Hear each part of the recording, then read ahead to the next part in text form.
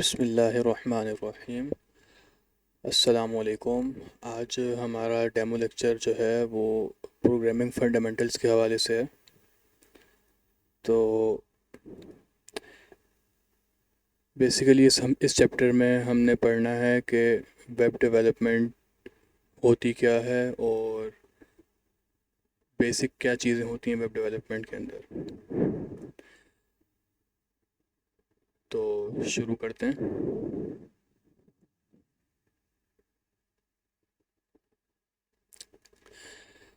सबसे पहले website development होती क्या है।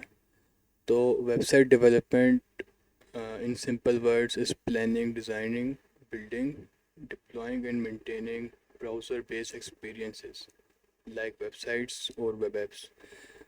मतलब ये है कि वेबसाइट आप सिर्फ बनाते नहीं हैं बल्कि उसको पहले आप प्लान करते हैं कि आपने कौन सा रियल वर्ल्ड प्रॉब्लम सॉल्व करना है। उसके बाद आप उसको ब्रॉडर सेंस सोचते हैं कि वो किस तरह काम करेगा, और उसके बाद उसका यूज़र एक्सपीरियंस किस तरह होना चाहिए, और उसके बाद आप उसको किस तरह से कितने यूज़र्स उसको चला सकें। मतलब एक वक्त में 1000 यूज़र्स आपके यूज़ हो कर रहे होंगे या फिर 100 यूज़र्स होंगे, उस हिसाब से आप उसको डिप्लॉय करते हैं। और ये सब चीज़ें एक प्रॉपर वेबसाइट डेवलपमेंट के स्कोप के अंदर आती हैं। तो डीप डाइव करने से पहले हमें ये देखना होगा कि वेब पर आप क्या क्या चीज़ें बना सकते हैं। तो वेब पर जो बेसिकली जो चीज़ें बनती हैं, एक तो वेबसाइट बनती है आपकी और एक वेब ऐप बनती है। तो इन दोनों में अब फ़र्क क्या है।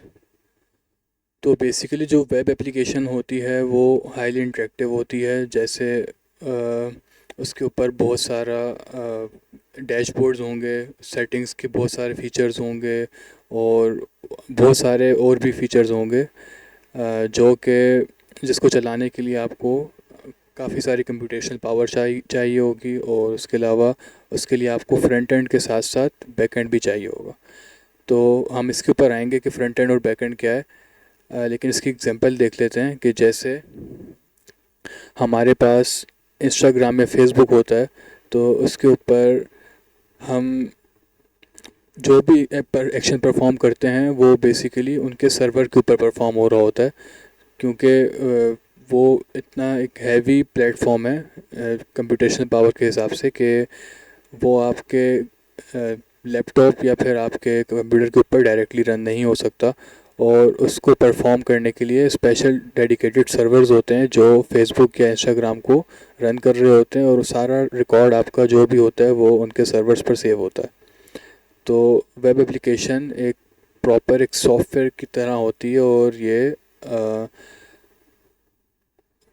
कंप्लीटली सर्वर पे चल रही होती है, और जैसे इसका इंटरफेस जो होता है वो आपको सामने अपने ब्राउज़र पे दिख रहा होता है। और अगर हम वेबसाइट की बात करें तो वेबसाइट कंटेंट फोकस्ड होती है और काफ़ी लिमिटेड एक्शंस होते हैं उसके। जैसे कि कोई प्रोडक्ट कोई लॉन्च करे तो उसकी प्रमोशन के लिए कोई एक पेज बना देते हैं जिसके ऊपर प्रोडक्ट की डिटेल्स होती हैं और काफ़ी हेडिंग्स वगैरह होती हैं।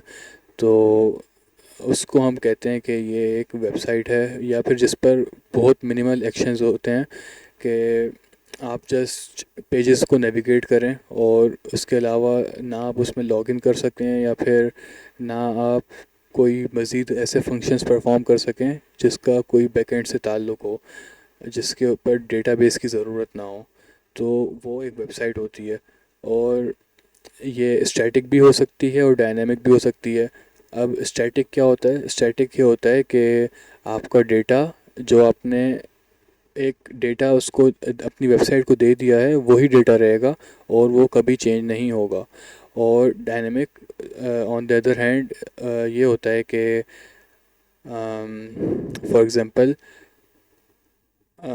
आपने एक ब्लॉग ब्लॉग वेबसाइट बनाई, ब्लॉगर के, जिसके ऊपर आप अपने डेली ब्लॉग डाल रहे हैं।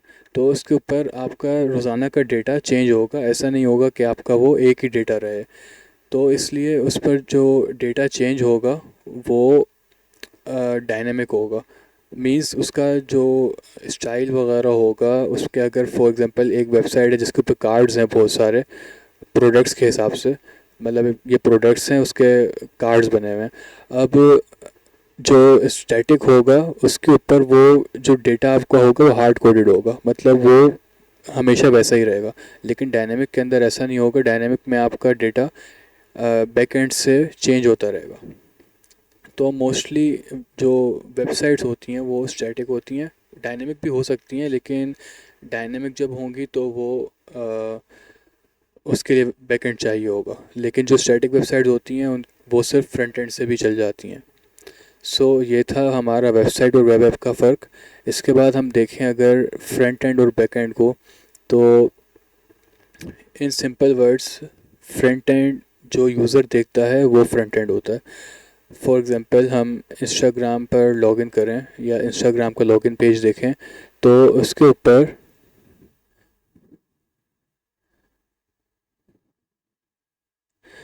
ऊपर जो भी आपका यूज़र जो भी देखता है, लेट मी शो यू।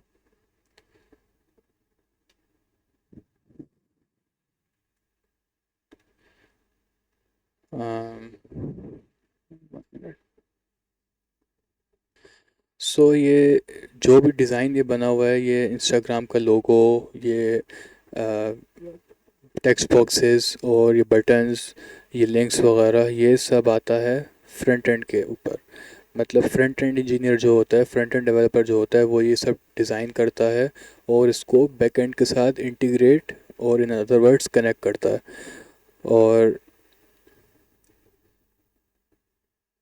इसी तरह बैक एंड क्या होता है, बैक एंड पर आपका जो मेन लॉजिक है, आपकी मेन लॉजिक और आपकी डेटाबेसेस, यूज़र मैनेजमेंट और ऑथेंटिकेशन वगैरह जैसे जो स्टेप्स होते हैं, जो प्रोसेसेस होते हैं, वो बैकएंड पर हो रहे होते हैं।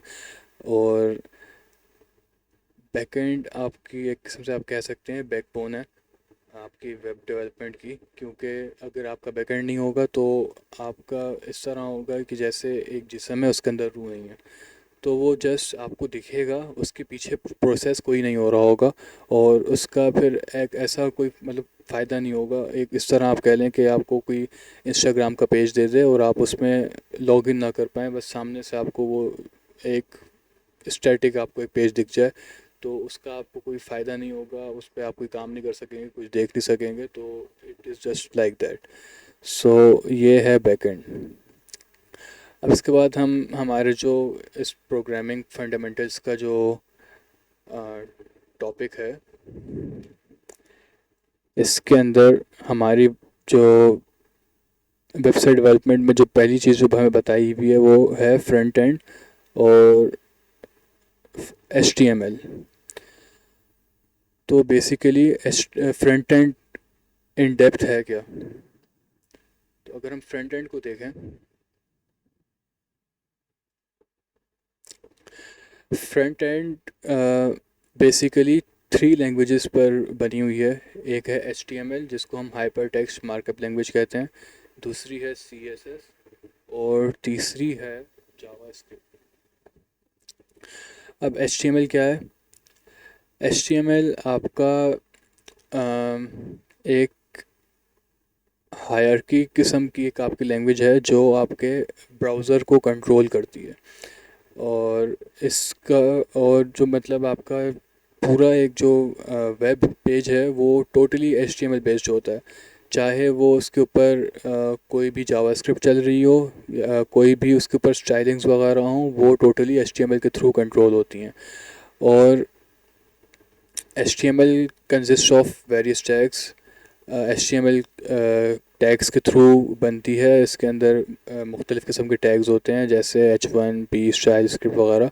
और इसमें स्टाइलिंग्स के लिए हम यूज़ करते हैं CSS और फंक्शनैलिटीज़ ऐड करने के लिए यूज़ करते हैं जावास्क्रिप्ट। और इन दोनों के बगैर HTML अधूरी रह जाती है, और अगर HTML ना हो तो ये दोनों भी हम यूज़ नहीं कर सकते। हाँ, अलबत्ता जावास्क्रिप्ट यूज़ होती है बाकी जगहों पर, लेकिन अगर हम ख़ास वेब पेजेस की बात करें तो वहाँ पर जावास्क्रिप्ट विदाउट एचटीएमएल हम यूज़ नहीं कर सकते। तो ये था बेसिक सा इंट्रोडक्शन। इसके बाद अगर हम आ जाएं स्पेसिफिक कोडिंग के ऊपर, तो हम सबसे पहले बनाते हैं, हम करेंगे वीएस कोड के ऊपर। तो इसके ऊपर हम सबसे पहले एक बनाएंगे फ़ोल्डर। मैंने यहाँ पर पहले से फ़ोल्डर बनाया हुआ है, लेट मी शो यू कि ये ओपन कैसे करूँगा मैं।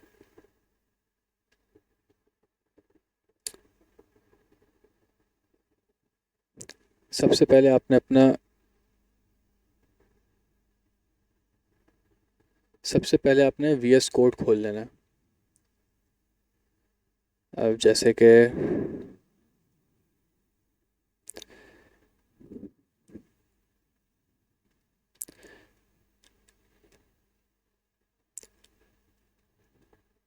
जैसे मेरा वीएस कोड है, मैं इसको ओपन कर लूँगा।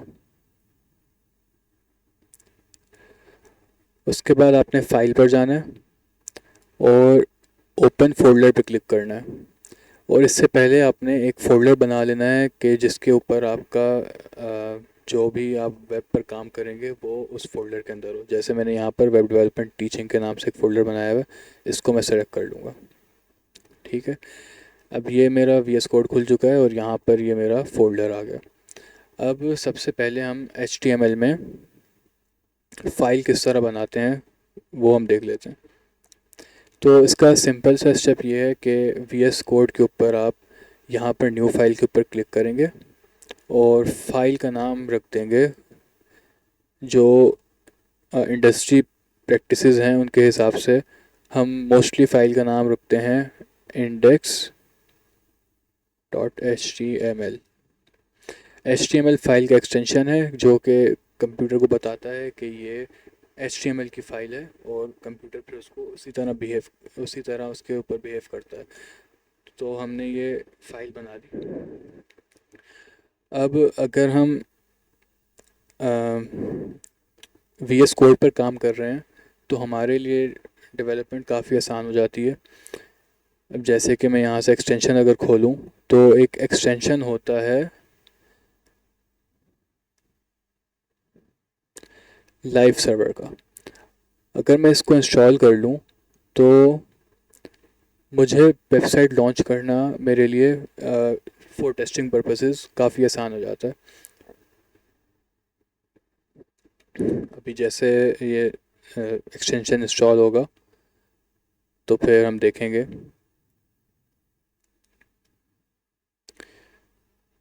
एक्सटेंशन इंस्टॉल हो गया और हम इंडेक्स एचटीएमएल पे वापस आ जाते हैं। तो सबसे पहले हम यहाँ पर इसका बॉयलर कोड लिखेंगे। तो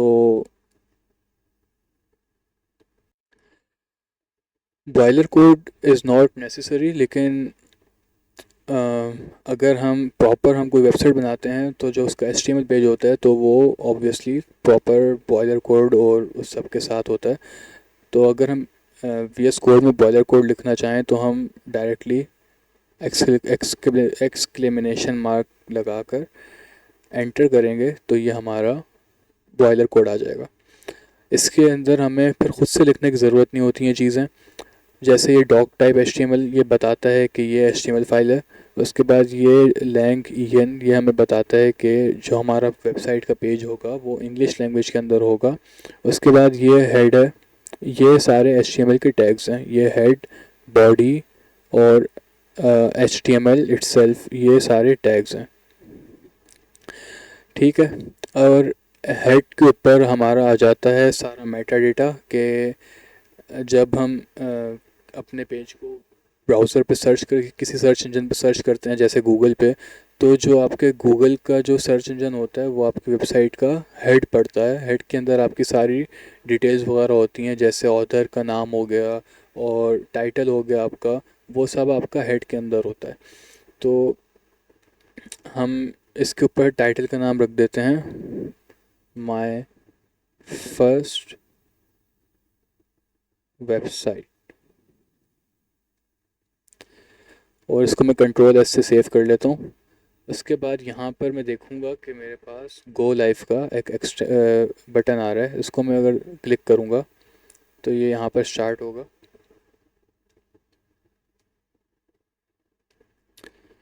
परमिशन मांगेगा, मैंने अलाउ किया और ये यहाँ पर सर्वर स्टार्ट हो चुका है और ये आपके ब्राउज़र में ये आपका पेज खुल चुका है।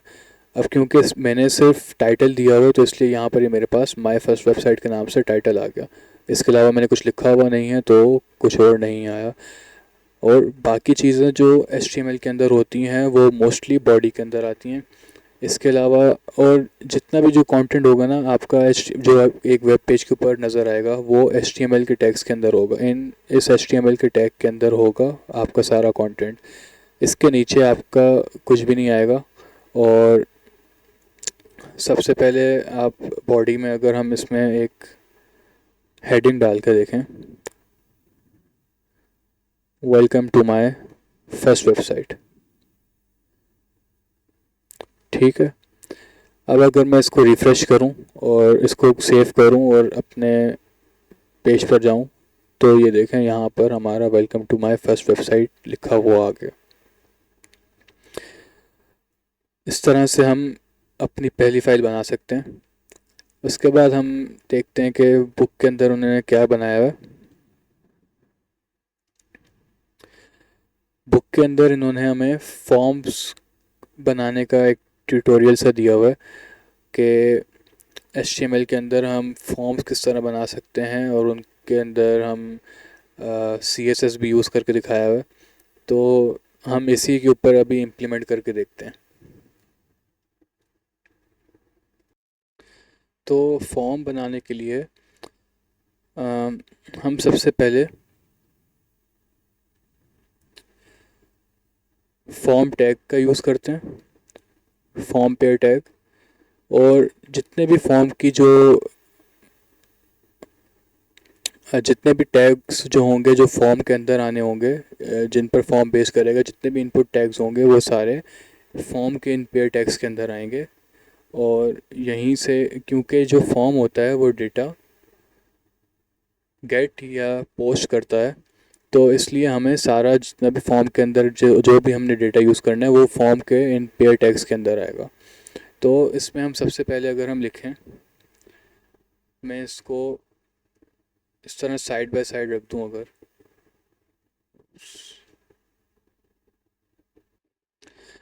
तो यहाँ पर हम देख सकते हैं कि अभी मैं अगर इसमें फॉर्म में सबसे पहले हमारे पास होता है लेबल। अगर मैं लेबल का यूज़ करूँ और यहाँ पर मैं फॉर एग्ज़ाम्पल लेबल यूज़ करूँ नेम, और लेबल के बाद मैं यूज़ करूँगा इसके लिए एक इनपुट जिसका टाइप होगा टेक्स्ट और जस्ट इट।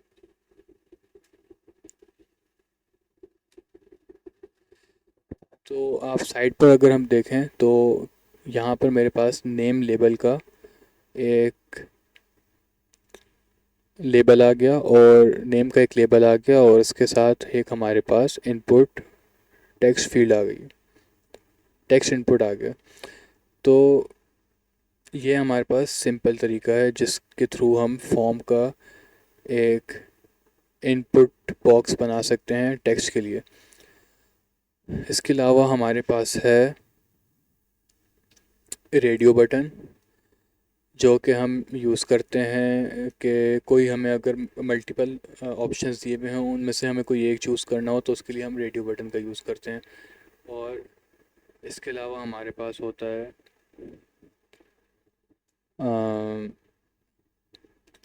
लिस्ट फील्ड जो ड्रॉप डाउन्स के लिए यूज़ होता है अगर हमें मल्टीपल ऑप्शन चूज़ करने हों, या फिर एक उसके लिए हमारे पास चेक बॉक्स होता है। और अगर हमें काफ़ी सारे ऑप्शंस लिस्ट में दिए हुए हों ड्रॉप डाउन के अंदर, उसके लिए हमारे पास एक अलग से एक टैग यूज़ होता है।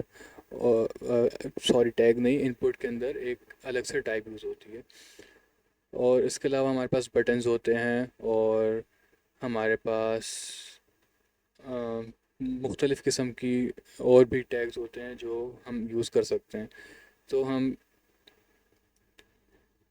शुरू करते हैं हम सेलेक्ट टैब से, सेलेक्ट टैग से, जो कि यूज़ होता है हमें मल्टीपल ऑप्शंस शो करने के लिए। अगर मैं यहाँ पर देखूँ, ये तो एक हमने अपना नेम लगा दिया। उसके बाद हम, अगर हम मल्टीपल टैग्स यूज़ करें, अच्छा इसमें हम एक टैग होता है ब्रेक लाइन।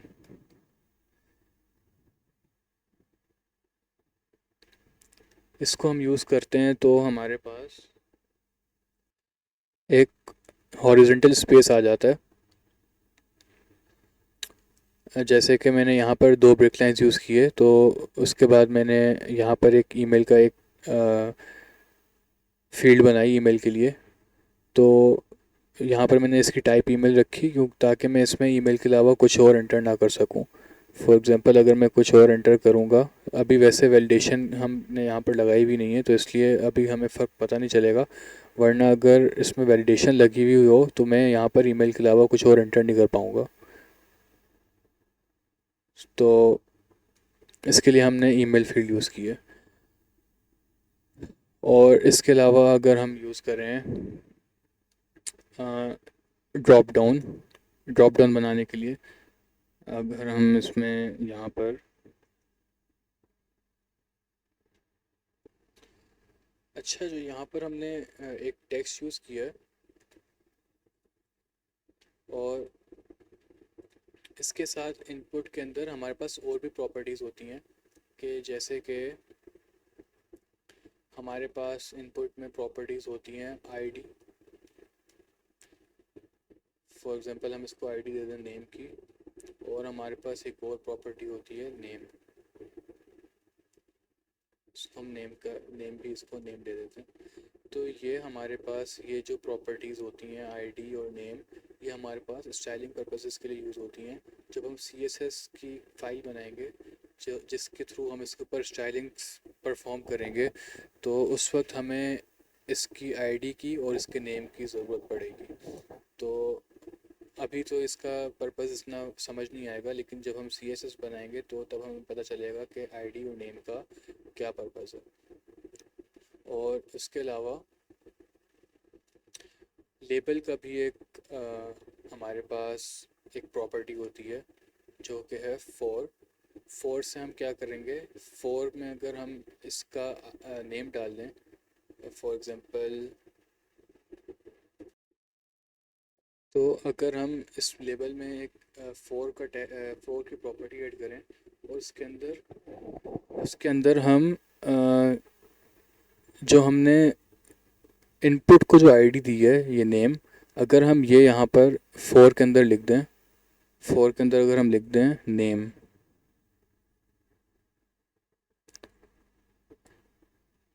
तो इससे क्या होगा कि जब मैं इधर नेम पर क्लिक करूँगा, तो ये जो इसका इनपुट जो फील्ड है वो ऑटोमेटिकली सेलेक्ट हो जाएगी। देखें, नेम पर मैंने क्लिक किया तो इनपुट फील्ड ऑटोमेटिकली सेलेक्ट हो गई। और ईमेल में हमने इधर फॉर की प्रॉपर्टी नहीं यूज़ की, तो अगर मैं इस पर क्लिक करूँगा तो ये सिलेक्ट नहीं होगी। तो ये इसका पर्पज़ है लेबल का, लेबल की फॉर प्रॉपर्टी का। और इसके अलावा हमारे पास ये बी आर मैंने बता दिया, और इसके अलावा ये एक और हमने लेबल और इनपुट यूज़ किया है। अब हम इसको फॉर नाउ मैं इसको डिलीट कर देता हूँ, और अब हम आ जाते हैं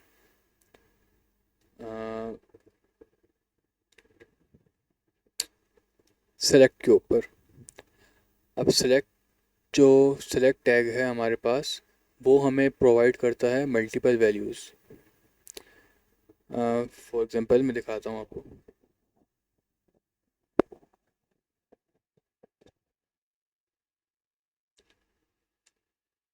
select ID grade name student, और सेलेक्ट के अंदर हम एक और टैग यूज़ करते हैं ऑप्शन का, जिससे हम सेलेक्ट के अंदर जो हमें ऑप्शंस देने होते हैं वो ऑप्शंस हम देते हैं, और इसको फिर हम क्लोज करते हैं वापस सेलेक्ट के थ्रू, इस तरह। और अगेन फॉर स्टाइलिंग पर्पसेस हम दो दफ़ा इसको ब्रेक लाइन दे देते हैं ताकि ये आपस में जुड़े हुए ना आए और थोड़ा सा गैप आ जाए इसके नेम के अंदर और ये सेलेक्ट के अंदर थोड़ा सा गैप आ जाए। अगर मैं इसको भी रिफ़्रेश करूं तो ये मेरे पास ग्रेड्स लोड हो गए यहाँ पर, ABCDF। अब इसका भी मैं इनपुट दे दूँ उसके ऊपर ही, तो सॉरी लेबल लगा दूँ उसके ऊपर, लेबल फॉर इक्वल टू जो इसकी आईडी है वो मैं यहाँ पर पेस्ट कर देता हूँ ताकि इस पर जब मैं क्लिक करूँ तो ये ऑटोमेटिकली सिलेक्ट हो जाए। ठीक है, ये हो गया हमारे पास ड्रॉप डाउन मेन्यू।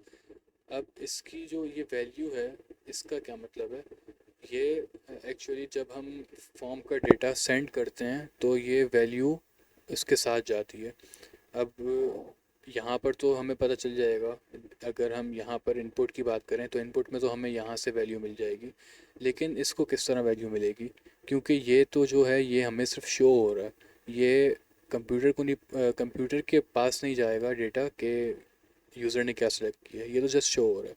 तो यूज़र को किस तरह, कंप्यूटर को किस तरह पता चलेगा कि यूज़र ने क्या सिलेक्ट किया है, तो जो वैल्यू शो हो रही होगी उसके बैक पर ये वैल्यू का एक वैल्यू का की प्रॉपर्टी यूज़ हुई हुई है जो कि जो वो वैल्यू है वो उसको स्टोर किया हुआ है।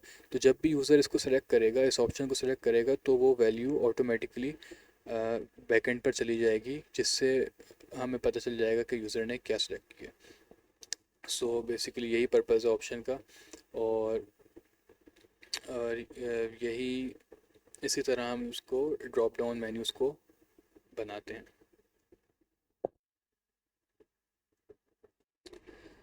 अच्छा, यहाँ पर एक और इम्पोर्टेंट चीज़ है जो बुक में नहीं बताई हुई, वो ये है कि हम यहाँ पर एक और चीज़ यूज़ करते हैं, एक और टैग यूज़ करते हैं जिसका नाम है div। अब div क्या करता है, div जो रिलेटेड जो टैग्स होते हैं उनको एक साथ बाइंड कर देता है ताकि हमें जब अरेंजमेंट करनी हो तो हमें ज़्यादा प्रॉब्लम ना आए। और हम इस div को मूव करेंगे तो ये लेबल और जो इनपुट जो हमारे पास फील्ड है वो दोनों मतलब एक साथ बाउंड हो। और इस डिव के ऊपर जो भी हम स्टाइलिंग्स वगैरह परफॉर्म करेंगे, इस डिव को भी हम आईडी दे सकते हैं, जैसे हम इसको दे दी नेम डिव। तो इसके ऊपर हम जो भी स्टाइलिंग वगैरह लगाएंगे वो इन दोनों पर ऑटोमेटिकली लग जाएगी। तो इस पर्पज़ के लिए हम डिव यूज़ करते हैं ताकि जो भी रिलेटेड चीज़ें हों उनको हम एक जगह पर बाइंड कर दें। तो that's it for today, I hope आपको समझ आई होगी। और इसके अलावा हमारे पास और भी बहुत सी हमारे पास चीज़ें हैं इसके अंदर, जैसे कि यहाँ पर हमारे पास लेबल इंपोर्ट, और फॉर एग्ज़ाम्पल ये तो हमने पढ़ लिया। और यहाँ पर इन्होंने देखें ये एक आउटपुट बनाया हुआ है, इसके अंदर इन्होंने ये रेडियो बटन्स यूज़ किए हैं। और रेडियो बटन्स के लिए हमारे पास एक हम जस्ट जो इनपुट टैग है हमारा, इसकी हम टाइप्स चेंज करते रहते हैं, सिंपल इज़ दैट। और इसकी अगर हम टाइप चेंज करें, मैं अगर आपको दिखाऊं यहाँ पे इसकी टाइप, अगर मैंने टेक्स्ट की हुई है टाइप, इसकी मैं चेंज करके चेक बॉक्स कर दूं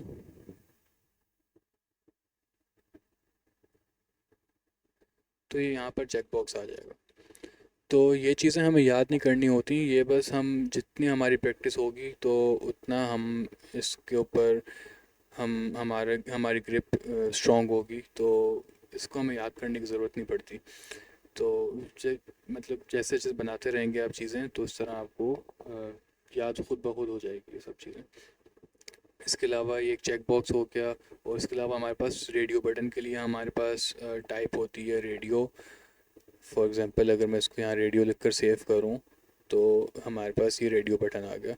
और अब हम अगर हमें अब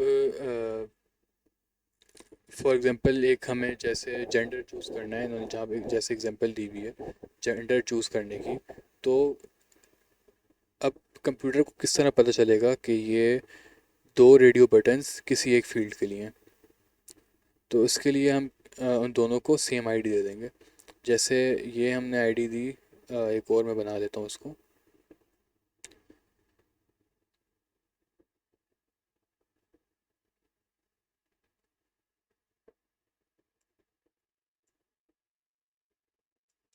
जेंडर के लिए।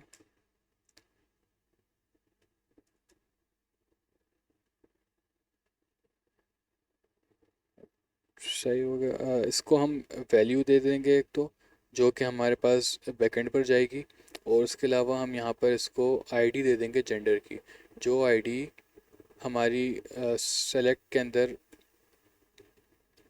इस तरह से हमारे पास ऑप्शंस के थ्रू हम इसको शो करवा सकते हैं।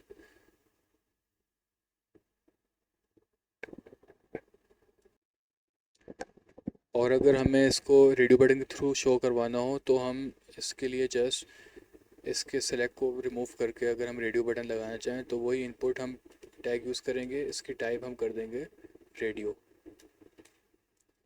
और इसको हम आईडी दे देंगे जेंडर की, बिकॉज हमने यहाँ पर इसके लेबल को भी जेंडर की आईडी, फोर लेबल के फोर प्रॉपर्टी को भी हमने जेंडर की वो जेंडर दिया हुआ है, तो हम इसकी आईडी को भी जेंडर रखेंगे, और इसका name for now student gender रख देते हैं, और इसकी वैल्यू हम रख देते हैं मेल।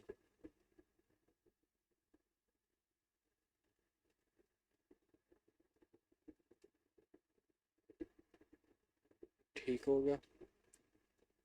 सॉरी, इसकी हम आईडी को भी मेल रखेंगे क्योंकि यही आईडी हमारे पास बैकएंड पर यूज़ होगी।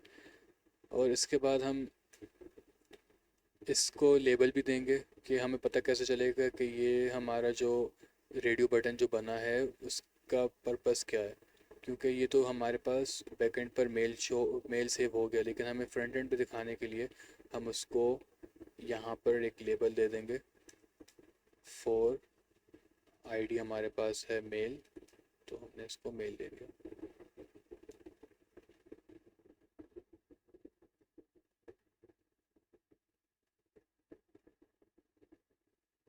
यहाँ पर हमारे पास मेल के लिए रेडियो बटन बन गया। अब मैं मेल पे क्लिक कर रहा हूँ तो ये ऑटोमेटिकली यहाँ पर सिलेक्ट हो रहा है। इसी तरह हम इसको कॉपी पेस्ट करके फीमेल के लिए भी बना सकते हैं, और यहाँ पर इसको जस्ट फीमेल कर देंगे, और इसको हम फीमेल कर देंगे, और ये इस तरह हमारे पास ये रेडियो बटन्स बन जाएंगे। तो यही है इसके अंदर। और इसके अलावा एक बटन बनाने का एक लास्ट स्टेप है, यहाँ पर बटन बनाकर दिखा देता हूँ मैं। बटन बनाने के लिए हम सिंपल बटन टैग का यूज़ करते हैं, और उसकी एक टाइप जो टाइप है वो हम जब यूज़ करेंगे तब हमें पता चलेगा कि किस लिए यूज़ हो रही है, वरना अभी हम इसकी टाइप सबमिट रखें या ना रखें अभी कोई फ़र्क नहीं पड़ेगा, क्योंकि अभी ये किसी चीज़ के साथ कनेक्ट नहीं है, क्योंकि बाद में ये कनेक्ट होगा फॉर्म के साथ, लेकिन अभी ये कनेक्ट नहीं है तो इसलिए इसको इतना फ़र्क नहीं पड़ेगा। तो फॉर नाउ हम इसको ऐसे ही बना देते हैं, सबमिट के नाम से बटन बना दिया। तो अगर हम इसको देखेंगे तो यहाँ पर हमारे पास सबमिट के नाम से बटन बन चुका है। इस पर मैं क्लिक करूँगा तो बेसिकली कुछ होगा नहीं, बस ये पेज रिफ़्रेश हो जाएगा, क्योंकि ये सबमिट तो हो रहा है लेकिन ये जा कहीं नहीं रहा। लेकिन अब अगर हम अपना यूआरएल देखेंगे तो ये यूआरएल में हमारा डेटा इस तरह जाता है बैकएंड पर, लेकिन अब भाई हमारे पास कोई बैकएंड नहीं है तो इसलिए ये कहीं नहीं जाएगा और ये यहीं पर रहेगा। तो इस तरह से हम बटन बनाते हैं और ये सब चीज़ें होती हैं। सो आई होप समझ आए हो। नो, थैंक यू, अल्लाह हाफिज़।